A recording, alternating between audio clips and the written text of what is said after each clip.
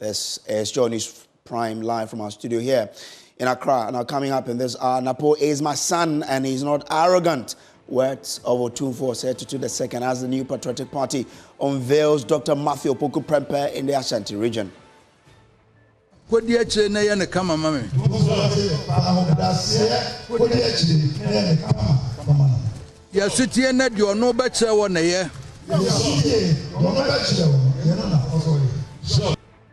We'll hear from President Akufo-Addo and thousands of party stalwarts that thronged Jubilee Park in Kumasi for the adoring of NAPO. Now, also, Minister of State designate for the Energy Ministry, Herbert Krapper, has assured Parliament of a controlled spillage of the Akosombo Dam to be conducted by VRA, insisting it will not cause havoc like the last time. If and when the spilling starts, it'll start very, very early enough that it'll cover such a long period of time that the volumes that will be spilled on a daily basis will be small.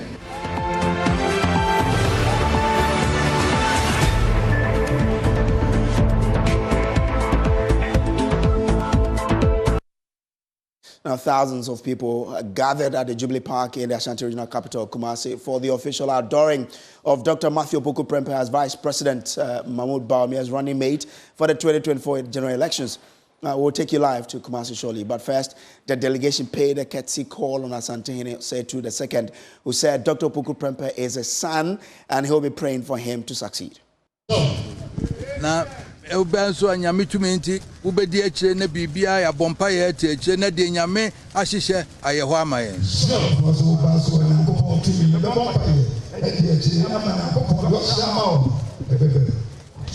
Dr. Bawumia catches them with the national answer.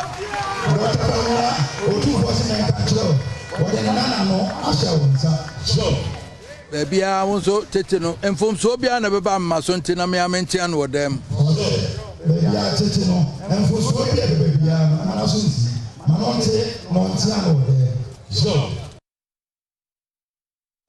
He strongly advised him to be humble and work with Dr. Bawumia whilst insisting Dr. Opoku Prempeh is not arrogant. Me bedi e makasa chen wo dem metunufo.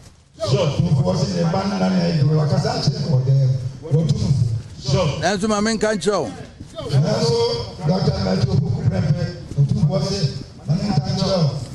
Ma Dr. Bawumia nunu ho so wo yi wo.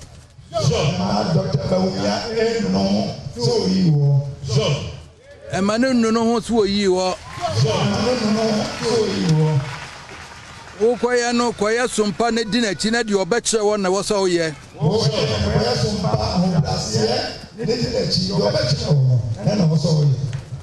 dem no waka ne dem na meka pa ho brase kodi akire na ye ne kama mame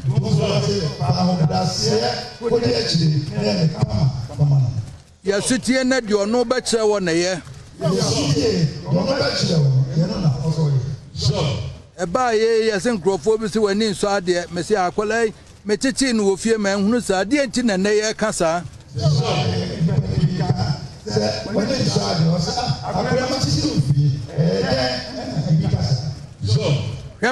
de ye ka no media mesa wuti se ntesa e ma ne nye ho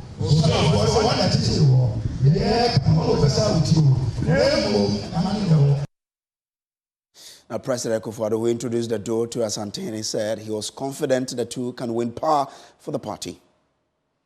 Bawumia amno say, "Hi, ena opese only yes ejumai. One for baby o, two for one for baby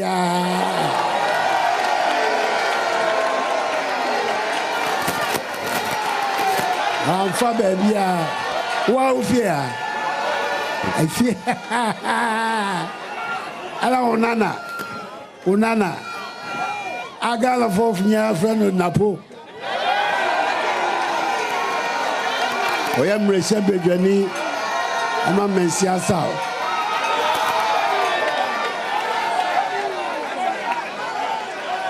I am minister, so I will my band.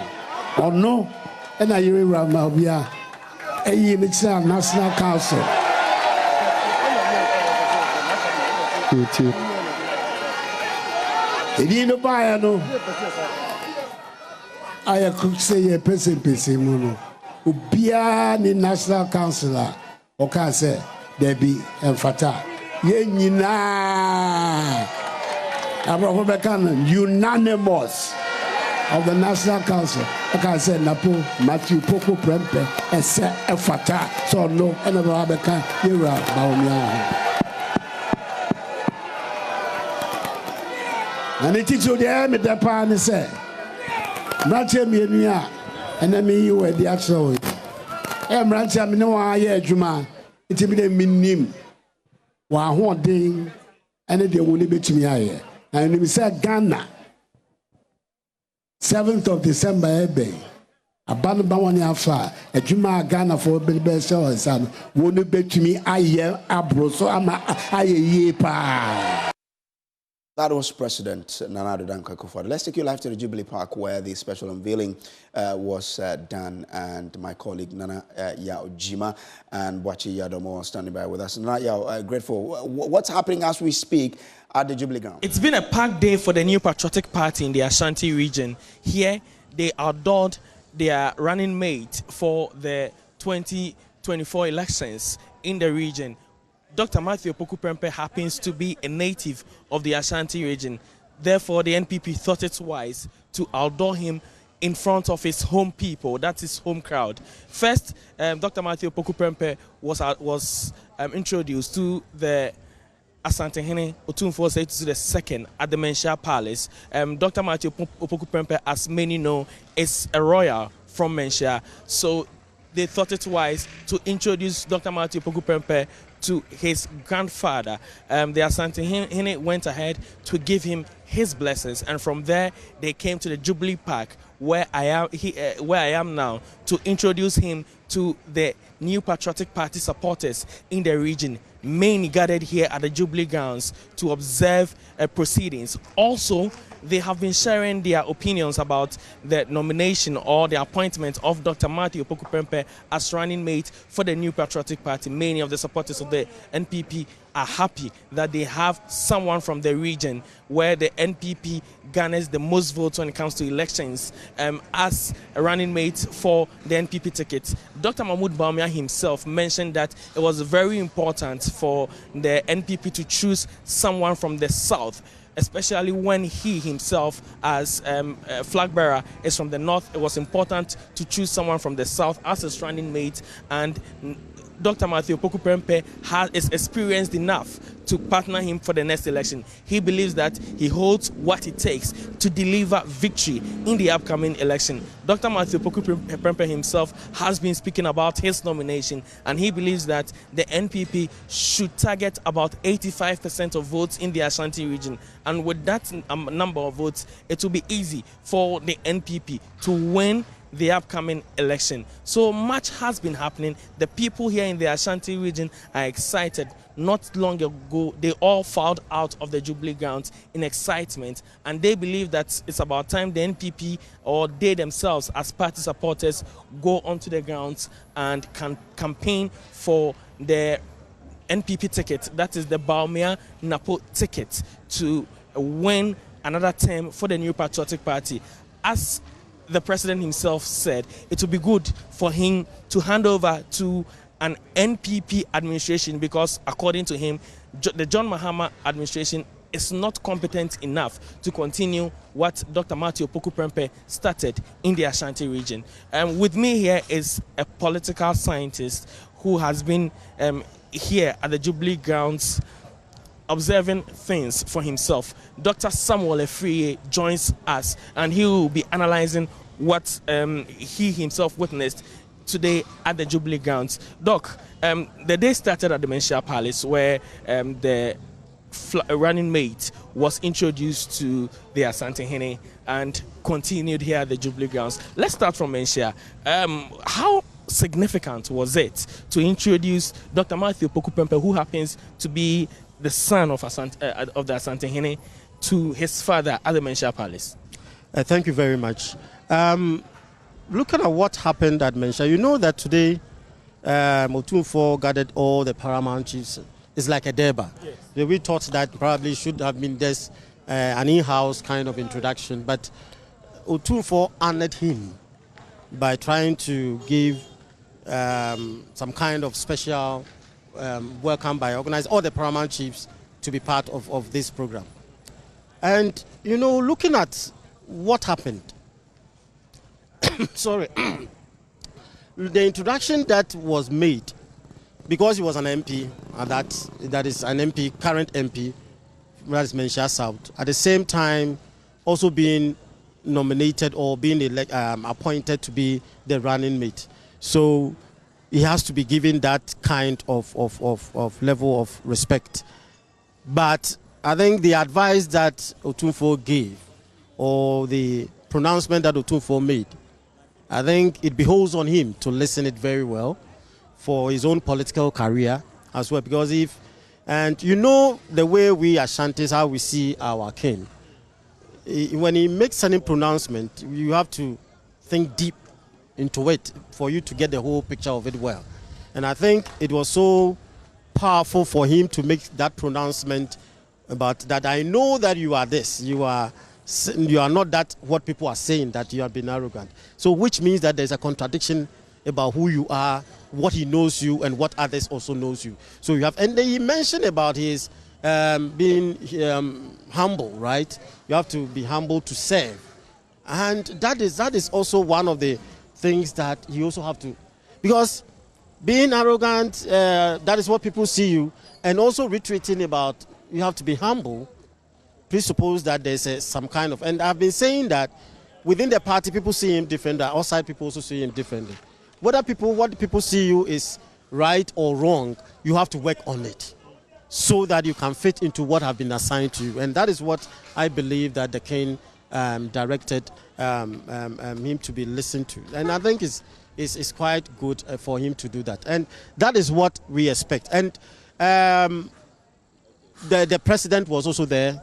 The vice president was also there. And that was good. And Kenneth Japan and all those big guys were there. One thing that did run through all the speeches that we heard here today is the need for NPP to unite for the upcoming elections. Do you think that what they said here do touch the base of the party members? Yeah, unity is what need to be looked at. Because when you look at the party from the polling stations based on the Jusu and other constituency, what happened at the Jusu shows that there's a problem within some constituencies about unity, where some people, their name is out of the list and that kind of thing. So unity from the top has to transcend to what? To the lower level. And that was what the party is seeking to. And you know, Dr. Bawumia being elected, there were cracks. And Matthew and those, and there was a lot of disappointment from Kenneth Japan and other groups, and that led to Alan being forming his own. So disappointment was within the party, and there was within the circle there was also an apathy that I won't get involved.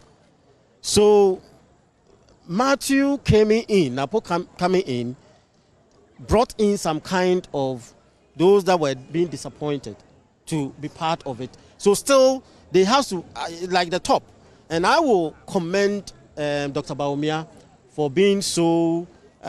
Should I say in quote, smart, for working behind to ensure that those at the top are being seen as united. That is why they brought all of them on stage, for them to be seen as, oh, we are united. So it has to go down. And that is what we expect, that all the regional and constituencies, they have to work on. If not, because the situation now is difficult. It's not easy. Because when you have a group of people, even if they're about 100, if they're about 50, if they're about what, they are getting your own people out. And you know that in this part of these elections, if I am out, I also have some influence of other people. Right. So the multiply effect will be working, and that is what they need to work on it. So unity is critical for them. Right. Thank you very much, Doc. So the president, Nana Addo Dankwa Akufo-Addo, was also here, and he had some words to say. Straightforward, honest, hard-working, excellent vice president of Ghana, the best vice president we have had in our country. Sinameka says, so be what Ghana, how bet me a D. Bawumia, what dance here, AMA. Naminim said, Juma, Ghana for Madarama, Yakupon Prince, but the Baba said, Salo, a Juma bet me a year, a man fair, and my Koswai, Yarisha Ghana, no, a Kotso Abba.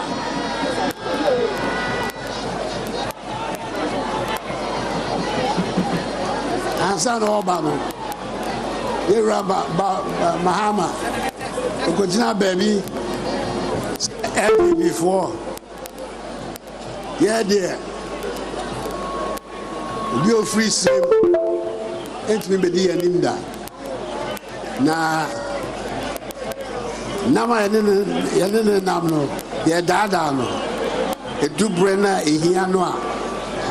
Yeah, fair mano. When to send me an hour, a do boy and an hour Kufua, yeah, my friend. Nana, so an you. So an you. One and you. Now, when you tell me, when any the Usa,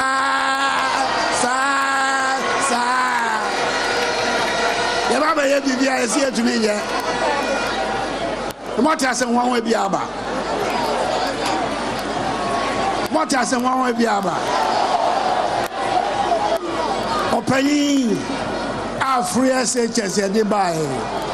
What bomb watching ya ka I be beer and your horn no can. Answer as well as a gun of what so move. I can't be anywhere. But me as a gun of what you were on.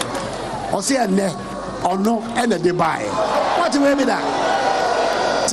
So be what Ghana how but to be a D Sankophobia no one dance here. I am men another dog where Kufad.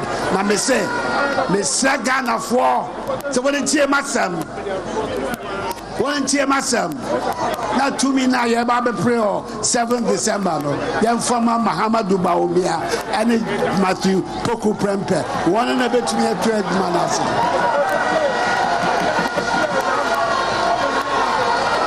And this is paying for no. Say, Yantiasia.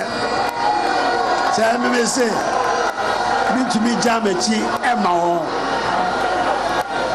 Now, for one and Jimmy watching here, be a mayor, but me had my child. Only Baba 2 were Kunyaso. I think I'm a Baba boy, no Baba Kunyaso, Ambassador. The flag bearer himself, Dr. Mahmoud Bawumia, has also been speaking at this unveiling. Because election is a choice between former President John Mahama and the current flag bearer and Vice President Dr. Bawumia. That is the choice. A choice between the future and the past. The past president won already president pay, and he failed.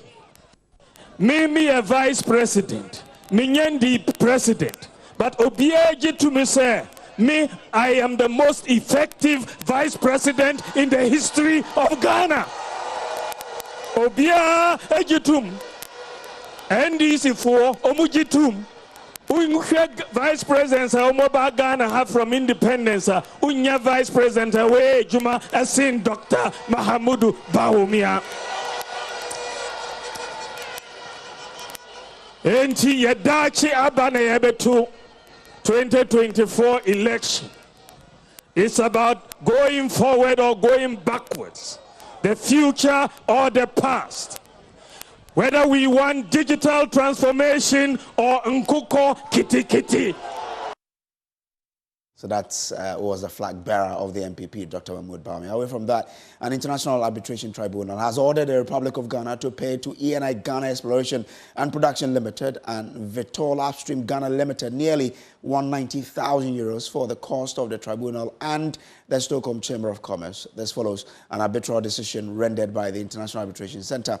ENI and Vitol, the two multinational companies operating in Ghana's oil field, claimed that the government of Ghana has ordered it to merge its oil field, which had investment exceeding $6 billion with Springfield, an oil block next door, an order they claimed was inappropriate. Let's share with you part of this particular order by the arbitration, Now, it says that, now, this is a case of the claimant, which ENI and Vitol. Now, the two multinational companies are operating in Ghana's oil fields. That their claim was that government of Ghana had ordered it, or the two of them, to merge their oil field, which had been producing oil for a number of years, after investment exceeding $6 billion with an oil block next door that has never produced oil and seen in total roughly $100 million of investment. Now, it says they further claim that government wanted them to also hand over roughly 55% of the combined entity to the owner of the said oil block next door, which is Springfield. They continue to say that ENI and Vitol also contend that the unitization that Ghana imposed on them violated fundamental procedural and substantive protections under Ghanaian law. The principles of fairness, transparency, and reasonableness, as well as the petroleum agreement that they signed on to. Again, they further contended that the unitization imposed by Ghana violated Ghanaian laws as well as the petroleum agreement. A further submission they made was that the unitization directives ordered by the Ministry of Energy contravened the Petroleum Act and the petroleum regulations, as well as the Ghanaian Constitution and international, best practices. So this was what, the claimant sent. Now, they aver that it is common ground between the parties that the Ministry of Energy has the authority to unitize oil fields in order to achieve efficient exploitation of the deposit. Now, but the claimant argue, however, that the unitization measures were unlawful as they did not satisfy the substantive and procedural requirements under the applicable Ghanaian laws and regulations, as well as international principles and best practices. So these were the claims by the claimant. Now they also say they impugn the unitization measures as violative of the stabilization regime contained in the petroleum agreement. The claimants seek damages primarily based on the loss of the future income and the agreement. Now, once we're done with the claimant, we now have to look at what was the case of the government of Ghana, because the government of Ghana also sent in some claims as well. Let's share with you, and then we can then bring in head of our legal desk to share with you. But Richard Kojunyako, who is, head of our legal affairs here, has joined me with he's been reading the 154 decision by the International Arbitration Center, and he joined us with what the court really said. Kojo, I'm grateful to you. What has so, I mean, if you look at the arbitration, and this case started some time ago when Ghana decided, upon, a data presented to it by Springfield, that they presumed that their field is similar and same to that of ENI, and therefore that unitization should come off. But ENI and Vitol thought that, well, this decision of unitization did not follow the procedural or the procedure, or did not follow best practices. We'll go into this particular matter very, very shortly. Kojo joins me now. Kojo, so you've been perusing this, these 154-page document. What's the decision of the tribunal? So, Brace, what the tribunal concluded was that the Republic of Ghana breached the petroleum agreement by issuing the unitization directives in the circumstances in which they were issued. Two, they declared that each party shall bear its own costs, and they ordered that the Republic of Ghana to pay any Ghana Exploration and Production Limited and to Vitol Upstream Ghana Limited 189,900 euros for the cost of the tribunal and SCC. And the SCC is the where the arbitration center was, and the tribunal also dismissed all other requests for relief by denying the claimant all claim to monetary damages or compensation. You know that the claimants initially claimed $7 billion, and later it was reviewed to $950 million. But at the end of the proceedings, all these claims were not given to the claimants. So this case was really about the unitization of the field between ENI and Springfield. With this particular decision, what does it leave us as a country and companies operating in our land? Well, so if you look at the petroleum agreement, yes, they said that the procedure in which the Ghana government proceeded with this unitization was wrong, and that is what was declared as unlawful. So now, with this decision, they have to come back and then come back to the table and ensure that any Vitol, they had operated this space for a very long time. They have injected more than $6 billion into it. And so for them to agree to a measure with Springfield, that was what they disagreed with the Republic of Ghana. Okay, grateful to you, Kojunya. We'll keep an eye on how this story really progresses. But away from that, the strike by Civil and Local Government Staff Association Ghana CLOCSAG has started to bite hard as workers are banding work over government's failure to implement a new salary structure for its members. CLOCSAG members began the strike on July 3, insisting they will not return to work until their demands are met. This is Kenneth Jesse's report on how the strike is affecting clients of the Registrar General's Department and the ministries. Registrar General's Department, there were just a few people around when the news team got there. These security men are here just to inform clients about the strike. Some of the clients shared their frustration with Joy News. This morning I came here to do business registration for a client. From what I know, he needed to secure other documents for his business. But as at now, from the look of things, it's not going to be possible. And moreover, too, I came here for premium service, so I expect the certificate to be ready within 1 week. So this is how urgent it is for me. Yeah, for the first time today. I don't know. I can't really tell, but I'll be hanging around to see whether I'll get someone inside to assist me, because this is very important for me. For that, I don't really go into that. So their agreement with government salary structure, I don't really go into that. What I want is come here for the work to be done for me, then go home. I came to do a renewal of my business certificate, but I have to return home because without renewing, it means that you are working illegally. So the government has to do something about it so that we can be able to renew our document for us to operate our businesses. Sure. If they call off the strike, so I'll come back again and do it.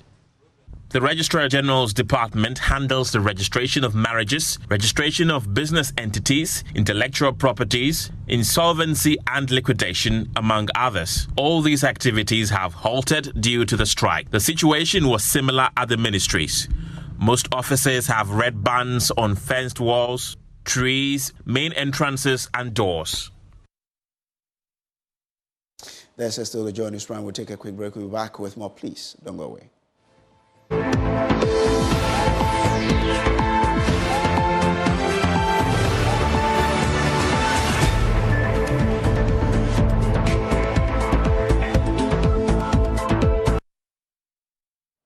Welcome back from the break. Now, Minister of State designate Herbert Krapper has assured Parliament the VRA is undertaking comprehensive measures to ensure the next spillage of the Akosombo Dam does not cause havoc.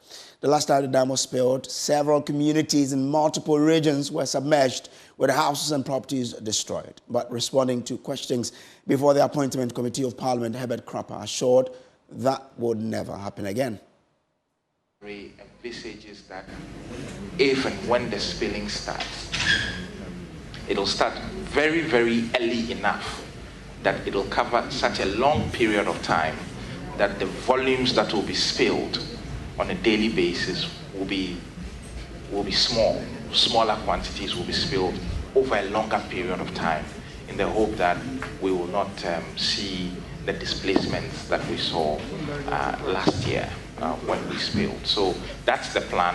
VRA is going ahead with the stakeholder consultations and the sensitizations, and the ministry and central government will work closely with them to ensure that the program that they have put in place to mitigate the impact of the spill and also ensure the integrity of the dam will be executed according to plan. Herbert Krapper, who is currently a Deputy Energy Minister and Chairman of the ECG Board, has provided an update on the power crisis experienced some weeks ago. Herbert Krapper says ECG has firm control of the situation now. Power situation, as I believe every Ghanaian can attest to, is stable. We're delivering reliable and stable power supply to all our consumers across the country. The work of ECG is essentially to do that, and I can assure this committee and the Ghanaian people that the challenges that we saw in the last couple of months, government, the ministry, ECG has a firm hold on the situation now and will continue to perform the function of ensuring that our consumers, our customers, have reliable and dependable power supply across the country. Meanwhile, the minority in parliament boycotted its vetting, accusing the majority of sidestepping time-honored rules in place to conduct the vetting. They also say they cannot, in good conscience, support a continuous increase in the size of government. Listen to Deputy Minority Leader Emmanuel Amakofibua. Long-standing parliamentary practice requires that persons nominated for appointment by the president shall be published in a newspaper of national circulation to inform, request memoranda or representation from the public. This ordinarily means that the public ought to be given reasonable notice and adequate time to submit memoranda or make representations to the appointment committee. Fortunately, as we speak this morning, this has not happened. These requests have totally been breached. The minority is at a loss as to the rationale for the indecent haste on the part of the majority, particularly as there's a subsisting Minister of Energy in place. And the nominee is already a Deputy Minister at the Ministry of Energy. Last week, he took a strong pushback from the minority to call off the vetting of the same nominee just a day after the referral by the Speaker to the Appointments Committee to ensure that the appointment was advertised. The minority wishes to serve notice that it will not be part of any hasty process, deliberately designed by the majority to deny the people of Ghana participation in the work of the Appointment Committee and Ghana's democracy. Now, the North Tongue Member of Parliament, Okujeto Ablakwa, has requested a Water Authority to engage stakeholders and show a detailed emergency preparedness plan for the next spillage. This, he believes, would avert the level of disaster experienced in September 2023, which compelled victims who are yet to be compensated to live under inhumane circumstances and exposed to hardship. He was speaking at the press launch of the Tongue Chiefs Union in Japan. The Town Chiefs Union was proposed in a bid to form a synergy towards the common good of the North, Central and South Town districts and give traditional authorities a united front. It is expected to serve as a catalyst in addressing present challenges of underdevelopment, poor access to health, water and education, unemployment, and among others. The paramount chief of Sukbue Traditional Area, Togbega Kaji Zuga, is the president of the Town Chiefs Union.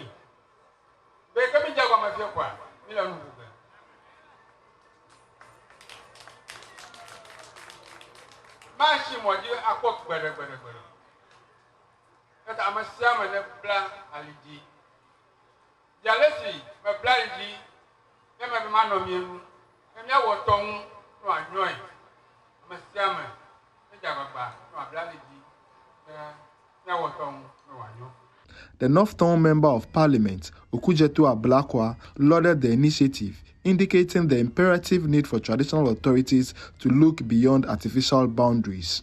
He, however, used the medium to send a warning to the Volta River Authority on the next proposed control spillage of the Akosombo Dam. 10 months down the lane, the victims, particularly those who are displaced, some of whom are still living in tents, if you come to Mapedebom, you will see hundreds of our fellow compatriots still living in tents, we want to remind the government that it is not acceptable that after 10 months, people have not been housed and people have not been fully compensated. It is totally unacceptable. We saw a statement from the Volta River Authority that we have to prepare for another controlled spillage. We want to be engaged immediately before any valve is open or any dam is open for spillage. We want to have been engaged as chiefs and as political leaders. And we want to see what the arrangements are, how to avoid the disaster of last year. We will not accept what happened last year to happen again this year. And we want to send that message very, very clearly. The Town Chiefs Union would officially be launched in August 2024 in Joapon to cement the official establishment of the association. Fred Kwame Asari, Joy News, Joapon.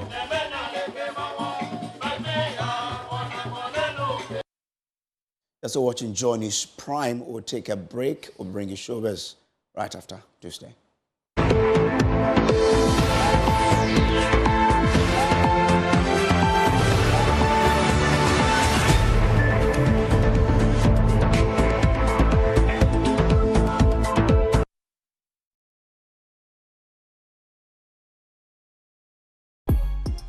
Welcome back from the break. Let's do showbiz now, and you know what? Oh, Becky, oh, Becky. Welcome, Becky. How are you? I'm fine. Oh, you're looking sweet. Thank you so much, Bray. Oh, and I missed you yesterday when I was away. Me too, but I missed Carlos too. He did a bit of dancing. Yeah, I heard. Yeah, you didn't watch? No, I watched. You're so jealous. Look, Carlos is a fine gentleman. Aww. So what he does, I admired and I love him for that. I made him dance yesterday and I really love it. Oh, you did? Mm-hmm. I know you'll be troublesome, but it's fine. I'll talk to him to avoid your troubles. I'm not troublesome. But good news for the musicians here in Ghana. Grace, today, the entire day was all about the Mensha Palace and then the Jubilee Park in Kumasi, because the NPP decided that they wanted to unveil NAPO as the running mate for Dr. Bawumia. And we had some, celebrities passing through. I just want to run you through that. Guru was there. Okay. Evangelist Dana Soma was there. She performed. She actually lost her phone. If you know where... In the process? Yeah, she did mention on stage that her phone was missing. So if you have Evangelist's phone, please give it to her. Samini passed through. Prioritatia also passed through. And also we had Sydney passing through the events, the big events today. And also one of the videos that has been trending the entire day, I'm sure you haven't seen it. We have video of the day. Hey, get you. All night, short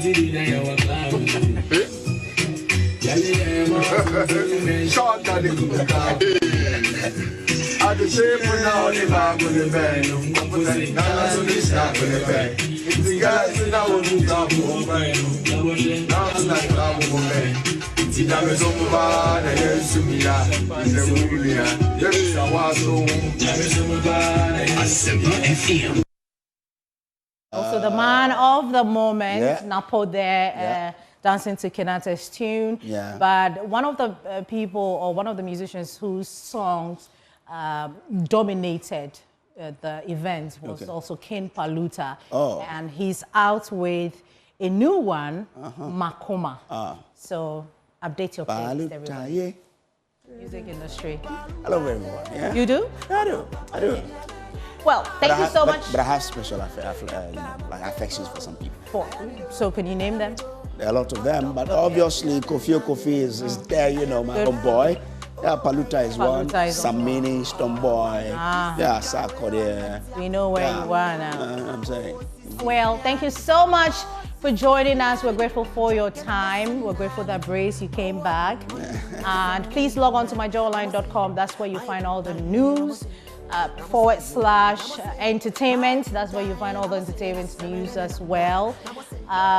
Emma Davis will be here with Prime Business. We're grateful for your time.